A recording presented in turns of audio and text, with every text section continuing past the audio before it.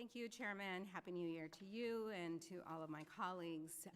My constituents sent me here to ensure their government works for them, not as a stock market cheat for politicians and their families.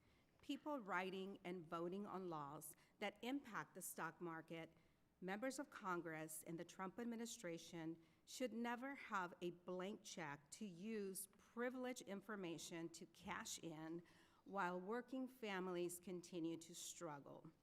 At our last hearing, I expressed my outrage that folks like Attorney General Pam Bondi and Transportation Secretary Duffy have been accused of using insider information to cheat the stock market with zero consequences. This bill does nothing to fix that. We have seen proof that members who sit on the committee responsible for overseeing Big Pharma and who hold large amounts of Big Pharma stock vote differently than everyone else. Unacceptable. And this bill allows those same members to keep all of their Big Pharma stocks and reinvest their dividends to buy more. Oftentimes, that amount is in the millions.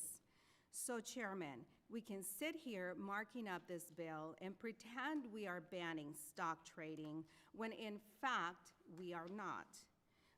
What we are doing is creating a loophole, or as I see it, a license to profit off of the health of the American people. This bill doesn't stop insider trading. It is riddled with loopholes.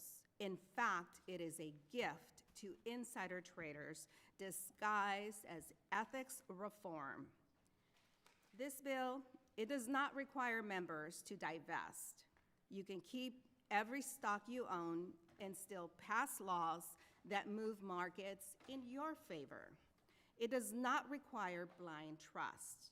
That means your conflicts of interest stay in front and center while you claim to be ethically responsible. And the so-called restrictions, a joke. You can still trade commodities, non-security futures, and private company equity, the very trades that make you millions while you legislate. You can invest in funds concentrated in your own districts or state, profiting from the laws that you pass as a member of Congress. Spouses and dependent children can trade on your behalf of anyone. Simply stated, if you can't directly profit, your family can do it for you. The loopholes in this bill are designed by insiders for insiders. And enforcement, zero, non-existent. You break the rules, you pay a small fee. And the Ethics Committee, by the way, can decide whether they can be lenient with you. That is not enforcement, that is a pathetic suggestion disguised as accountability. Let me say this plainly. This bill is a political scam. It is Republicans pretending to care about corruption while creating wealth for themselves. It mocks the will of the very people who we are supposed to serve. And as one of my constituents put it, Congresswoman, fool me once, shame on you. Fool me twice, shame on me. My amendment would eliminate this reinvestment loophole, prohibiting members from reinvesting dividends.